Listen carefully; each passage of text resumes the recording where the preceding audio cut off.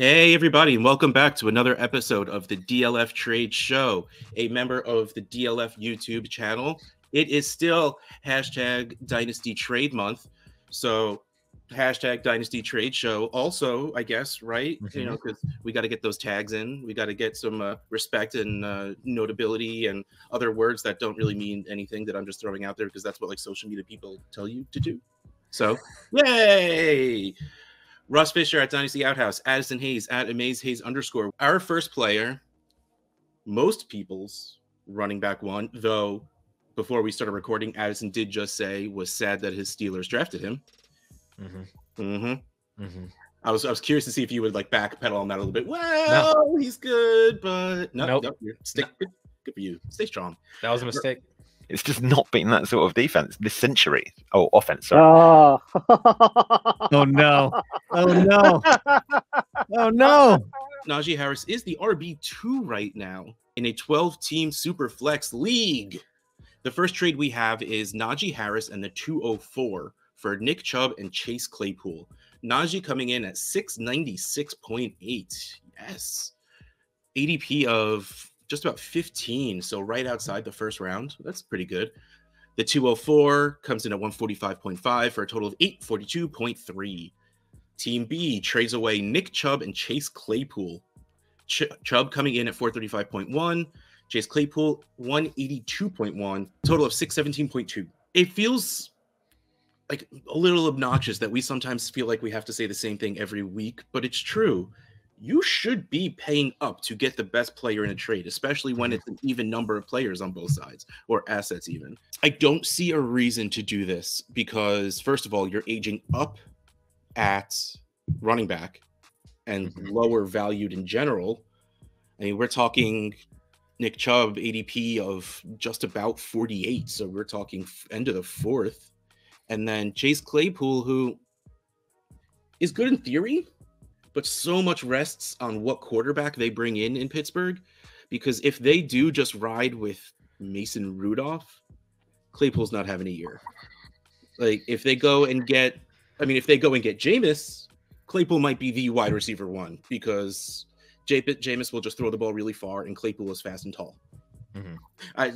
Clearly an exaggeration, but yeah, no, I don't see a reason for this trade. I don't get it. Even if you're selling high on Najee, you're not getting high price on this. And if I wanted to go get Najee, I think I would easily send Chubb and Claypool without thinking about it. And honestly, when we're talking these values, the 204 doesn't mean much to me. I mean, because at that point, even more unfortunately, Claypool for the 204 isn't unheard of. If I'm trading Claypool away, I want more than that, but that probably seems like close value. I mean, it is 27 points away in the analyzer, and that's like a fourth. So then you're just talking Harris for Chubb, and that ain't right. Yeah, this is very easily the Najee Harris side. I mean, we could talk about the fact that the analyzer views this as a win for the Najee Harris side without the 2.04. So you essentially get that free early second. On top of it, like I would 100% take Nick Chubb and Chase Claypool, and I would trade both of them for Najee Harris by himself. Good, because I was going to ask that question. Because the analyzer said so, would you actually in turn do it without the pick? Yeah, because Nick Chubb is that guy who we just have as like a back end RB1. His numbers look great on the ground, but he doesn't have the receiving workload to really elevate his game and his fantasy production to enter that top 5. He's always just going to be fine. He'll have spike weeks. Get the Derrick Henry workload to get him as high as Derrick Henry got himself. Right. He'll have those spike weeks, because he can take any carry for a 75-yard touchdown, and he can do that multiple times in a season. So he can finish with 150 yards and 2 touchdowns and get you 25, 30 fantasy points and win you a week. But then he just as easily could have that one game where he has 15 carries for 60 yards, has 1 catch, and you've under 10 points. Najee Harris was super safe last year. He didn't really have the ceiling just because that one game where he had like 16 targets. That was fantastic. But that's what I mean. Like the receiving workload for Najee is so much more there than what it is for Nick Chubb. Especially if it is a quarterback like Mason Rudolph, like Jimmy Garoppolo, somebody who is going to throw it in those shorter ranges of the field towards Najee Harris, towards Deontay Johnson, and towards Pat Freiermuth, that also then hurts Chase Claypool. That was my biggest problem with Chase Claypool last year. Everybody wanted him to break out, but I was like, Ben can't throw it farther than 30 yards. So why does that help Chase Claypool? Yeah. So if it is that type of quarterback, I think that only benefits Najee more, and it hurts Chase Claypool to further weigh out these two sides. So this is easily the Najee Harris side for me. Yeah, I was curious. So I did look up Nick Chubb's numbers just this past year. He actually had 5 games over 20 points. He was points per game, RB 12 at 16. I mean, that's actually really good, seeing as how the RB 4 points per game Leonard Fournette was at 18.25. Yeah, and he's solid for sure. Yeah, exactly. And Najee was up there at 18.2, but he again doesn't have that floor. His floor is higher than Chubb's is. Okay, but we're not talking about Chubb. We're supposed to be talking about Harris. So we're going to move on to the next trade, which is Najee Harris, the 311, and Jeff Wilson Jr. for the 103 and a 23 first, which is really funny because we get that little warning of caution. Team A is giving up the highest valued asset and the most pieces, but the analyzer can't exactly take into account those extra pieces are the 311 and Jeff Wilson Jr. Yeah.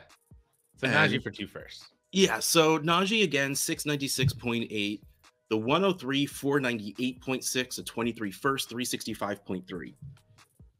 Okay, let me just ask you, you're rebuilding, you have Najee Harris on your team. Would you do this? Oh, 100%.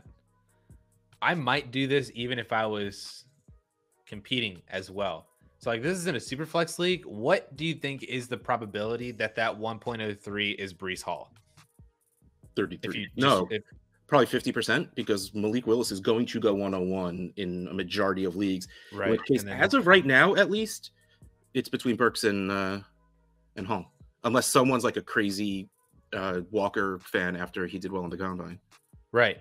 So that's what I mean. Like, if you are a contender and you could flip Najee and kind of hit the reset button on Breece Hall, because he's younger, arguably, maybe not. He's not as good. We've already seen Najee do it. Breece Hall, we haven't seen do it. Obviously, there's all that argument as well. But if you just kind of hit the reset button on a running back who is a few years younger already, because Najee was an old rookie coming in, this could be a solid move just to do that, and you get that extra first. I get it. That's a lie. Yeah, I see that. I don't know if I could do it personally if I'm on a competing team, just because the idea of trading a stud for just picks like weirds me out still. Mm-hmm. But because there is a lot of risk there. But I could see what you're saying. If I could actually pull the trigger is another question. But I agree. I think that this is a very good trade both ways, by the way.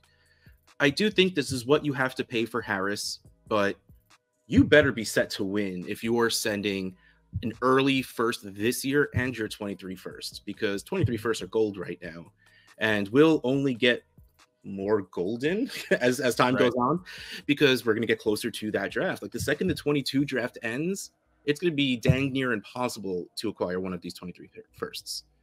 Yeah. So like you would have to, like, I would have to feel like, if I had Justin Herbert, Patrick Mahomes, and then my wide receivers were like Jamar Chase, Justin Jefferson, CeeDee Lamb, like DK Metcalf, Tyreek Hill, and I had Travis Kelce as my quarterback. I'm like, as my tight ends, I'm like, let me go get a running back. I would do that without thinking about it. I mean, sure, yeah. If your team was like that, then you could just start Jeff Wilson and you'll be fine. Oh no. Exaggerating the point that like this, to send the 2 first like that, where one of them is the 103, and like the 3 to me is like those 3 picks, those 3 guys, at least to me, are the 3 guys. The 3 guys you will feel good leaving this 22 draft with. After that, there's guys I like, don't get me wrong. There's guys that are good, also, don't get me wrong. But to me, those are the top 3 guys. So to get one of those, and then to get that 23 first. Yeah, imagine if that 23 first is top 5. Oh god, that would make if this 23 first guy, say it's that person's who was a competing team. No, just the guy who thinks he's competing. The 103 was kind of extra. Okay. The guy thinks he's competing. It's his 2023 first. He gets Najee Harris. things don't exactly go his way. He ends up maybe not making the playoffs, over exaggerates how good his team actually is. Yeah. And, you know, there is kind of all of that risk baked in on his side that only benefits you, you know? So yeah, I would definitely do this. I think this is one of those moves, or I've seen this on Twitter pretty recently as well, where people are like, how do you sustain being competitive every single year and like truly build out a dynasty rather than just winning one year and then never getting back there again, you know? I think this is one of those moves where you can move Najee for 2 firsts and try to find a productive player. If it is Breece Hall, there are people arguing that Breece Hall is already a top 5 dynasty running back, just because it's that de facto. He's 21 years old. You're and putting him ahead of Cook, Kamara, and Saquon. Running back is so weak right now. Exactly. That's what I mean. That like, even if Breece Hall this year does not outproduce Najee Harris fantasy wise, the value is still going to be there as long as he's good, you know, and doesn't like get Etienne or anything like that and have a season-ending injury. But as long as he's good, that value will be sustained. All right, let's move on to another one of those guys who are de facto top 5 running backs in Javonte Williams. We know, like, besides all the craziness that went down, we now know that the Broncos have Russell Wilson as their quarterback. I'll miss you, buddy. So that offense got better. And if I have learned anything from being a Seahawks fan, Russell Wilson as your quarterback means your running game will get better, because you gotta worry about any possible route on the field. And you have to worry about the fact that Russell Wilson can extend plays for 7 seconds before he throws the ball. And that's, no matter how good of a corner you are, it gets pretty hard after a while to cover a guy for that long.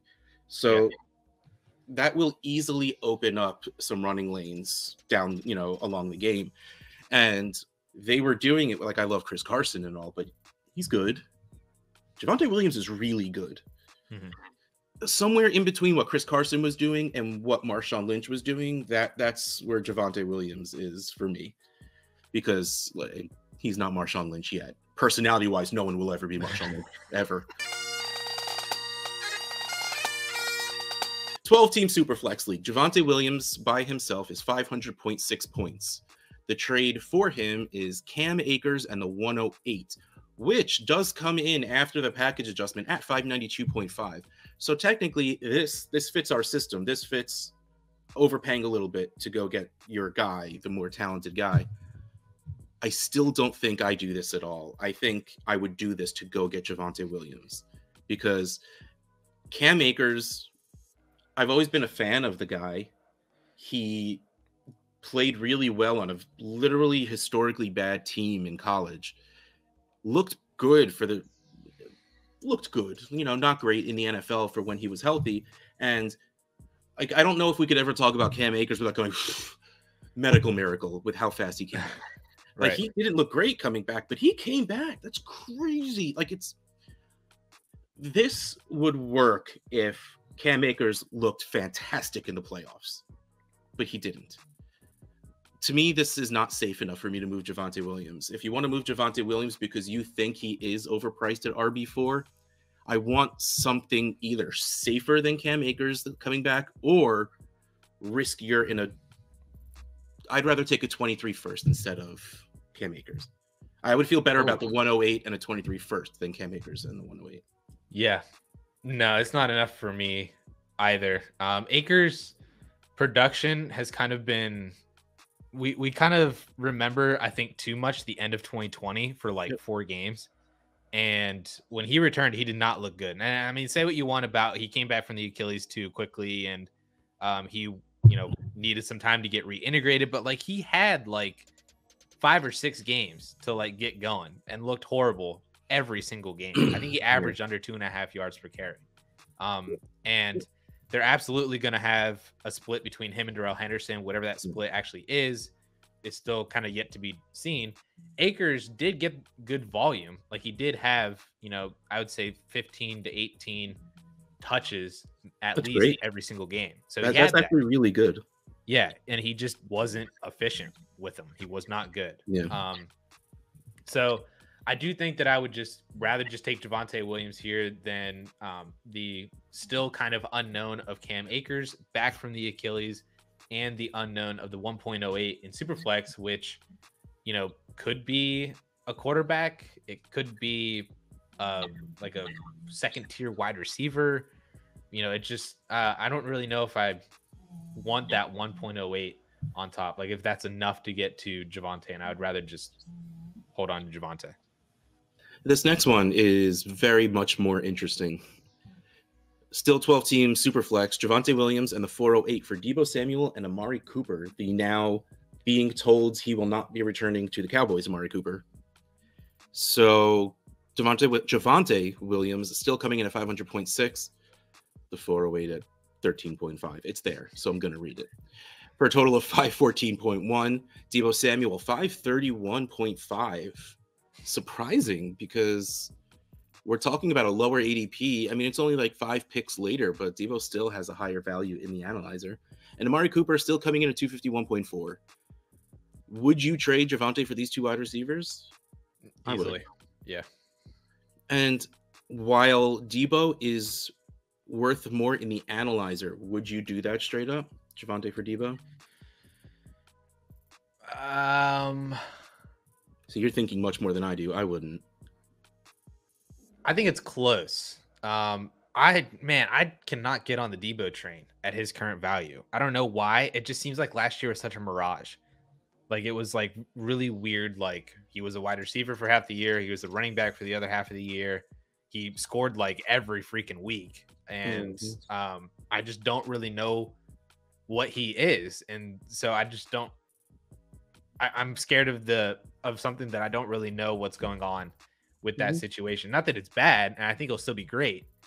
I just don't know if 2022 is going to be anything like that again.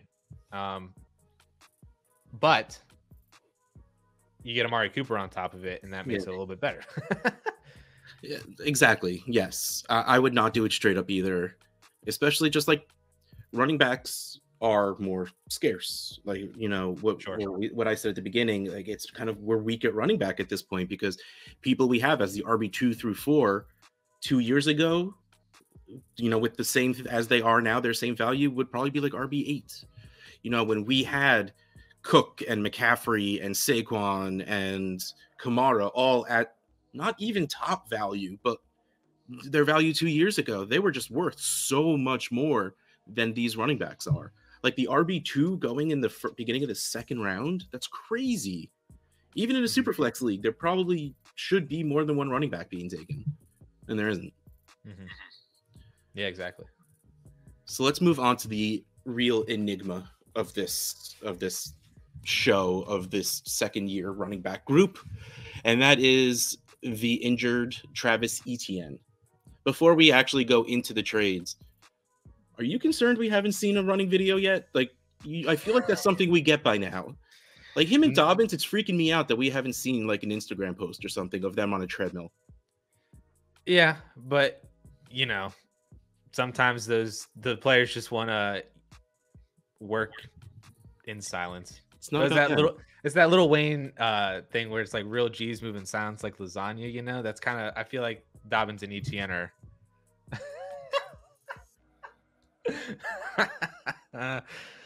So, how do you just drop that on me in the middle of a freaking show that we're recording and I'm supposed to keep going? Don't get me wrong, that is brilliant. So yeah. So they're doing their own thing. They don't need to post on social media. All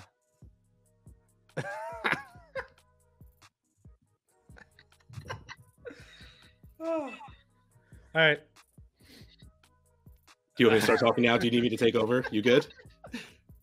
I just keep looking at your face. You're just like, I can't believe you just dropped a little Wayne quote on me like that. Life's a beach, man. Just playing in the sand. Very deep. All right. Travis Etienne. Okay, so we're back. We are composed. We are professional. He's still holding and laughing, and that makes me laugh. 12-team Superflex League. Travis Etienne, the 212, and Van Jefferson for Mike Evans, Devin Singletary, and Chris Carson. Very interesting trade because this is actually like very linear value-wise.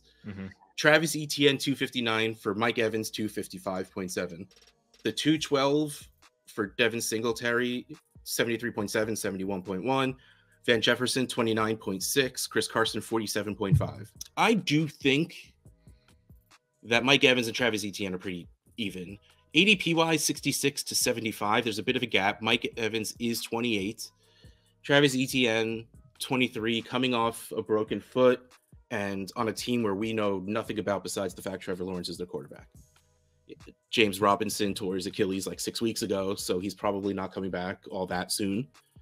And the 212 is pretty blah. Van Jefferson, pretty blah. Mike Evans, and I think Devin Singletary is worth more than the 212 at this point. It's really funny. You talked about Cam Akers, everyone remembering those last 4 weeks from 2020. It's the same thing with Devin Singletary. And it's really funny because in the article I say, I have learned the lesson to stop chasing those people that just produced those last 4 weeks. But go get the guy who just did that. And really what made me like Singletary more was how much they showed they don't like Zach Moss anymore. Like, he was healthy scratched. And the year before, Zach Moss was the one scoring touchdowns when it wasn't Josh Allen. So, and yeah, like if you're rebuilding, do you move Mike Evans to go get Travis Etienne? I don't think so. Maybe just because I think Travis Etienne's value will go up before the season starts. Mike Evans will never go up again. Like it's a little bit of a risk move, but I think I can get behind it. But the rest of it, I'm not thrilled about. I would take the Mike Evans side in this full trade just because there's more pieces to deal with. I think while having Devin Singletary as a trade piece very much limits your trade pool because you need to find someone who needs a running back and someone who actually likes the idea of Devin Singletary. But before the NFL draft and the Bills potentially draft a running back at 25 overall.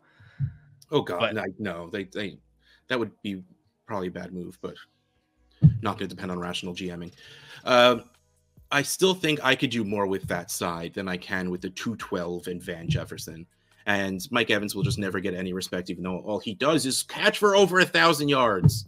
So I'm going to take the Mike Evans side, but this, I get it. Fully even trade. And so I wouldn't hold anything against either side, but team wide receiver, baby. Yeah, I've gone back and forth on this one, and that's why I put it up here, just because I wanted to get your opinion on it, because I still don't know where I'm at with Travis Etienne coming back.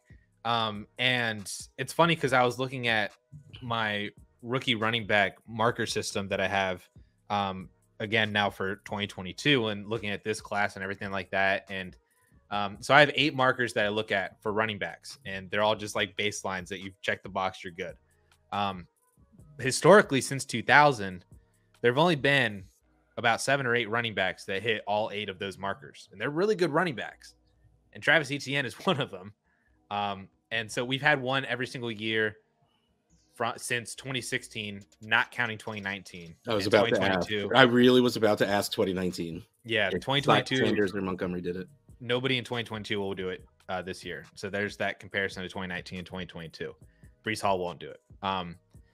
But Travis Etienne was the guy who did it last year. And even, the worst running backs that are part of that 8 out of 8 group, the worst one is Sony Michel, who was still very good for fantasy for a couple of years and just never really got like the full utilization with the New England Patriots in the receiving game because they have James White.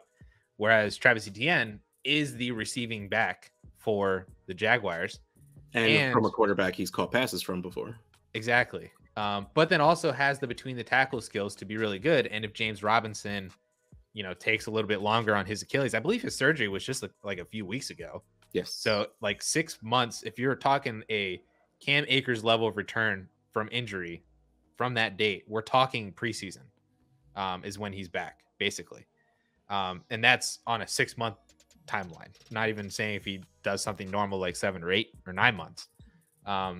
So Etienne could be really good for fantasy for 2022. And I do like him as kind of like a buy. I think he's interesting at RB19. I don't know how I feel about him in this trade, though. And I think I do agree with you in your reasoning. You said just with Mike Evans and Devin Singletary over Travis Etienne and the 212, I think makes more sense. And I just like that other side, the Evans side, a little bit better. Yeah.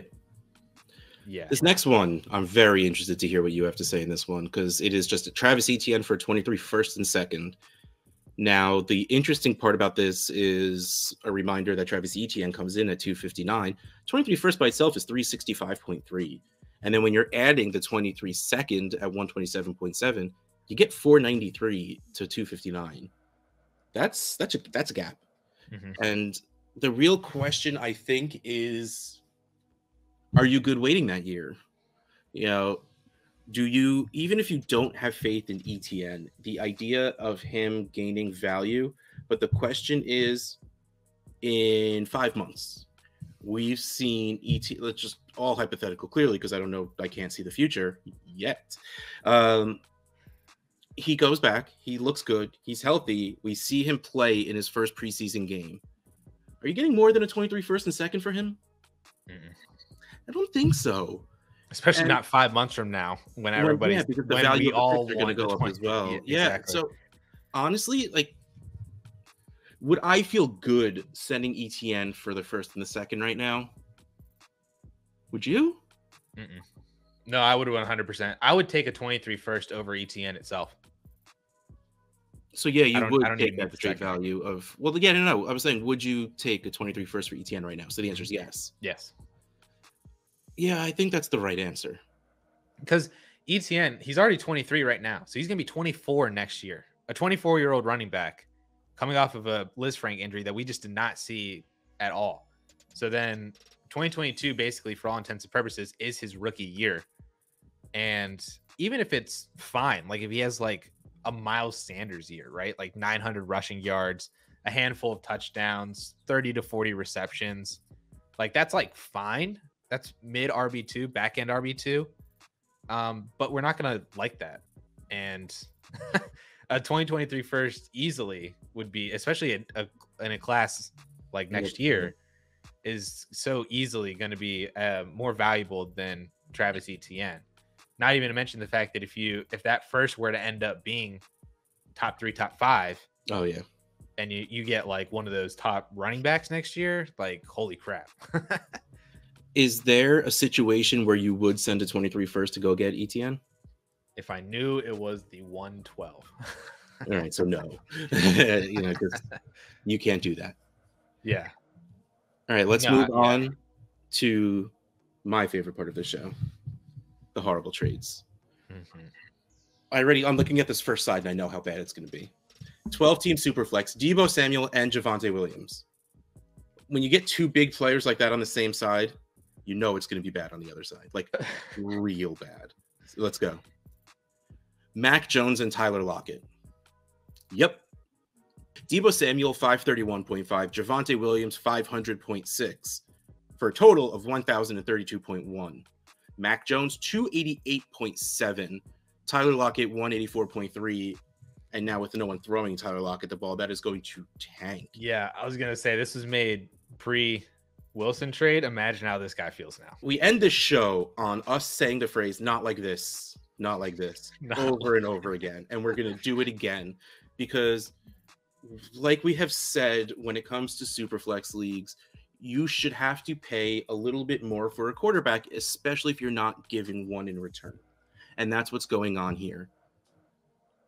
But it's Mac Jones, man. Like, this ain't Justin Herbert. Yeah. Yeah. I mean, this ain't even Kirk Cousins. Like, would you trade either of those two people for Mac Jones and Tyler Lockett? Yeah, I was going to ask you that. And no, I wouldn't. Even if I'm not a Deebo believer, the upside of what Deebo has shown should get you more than Mac Jones. Oh, 100%. So, yeah. At least in this one, I see the logic going in someone's brain, but it was executed very poorly. So just to put in perspective, the difference between those two sides is Cam Akers in the 108. Like that's is Cam Akers in the 108. I mean, it's 592.5. Holy crap.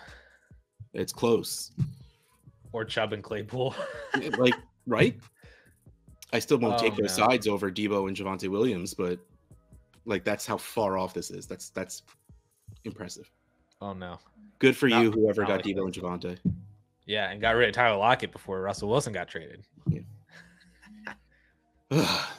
Like it's always such a tough transition to be like, hey, we're getting out of here. Happy show from the hell, man. Not like this. Not like this. Not like this. But this has been another episode of the DLF Trade Show. Wonderfully, happily a member of the DLF YouTube channel. Check out DLF. Check us out. Check out Addison Hayes at AmazeHayes _. Check out Russ Fisher at Dynasty Outhouse. Catch you next time.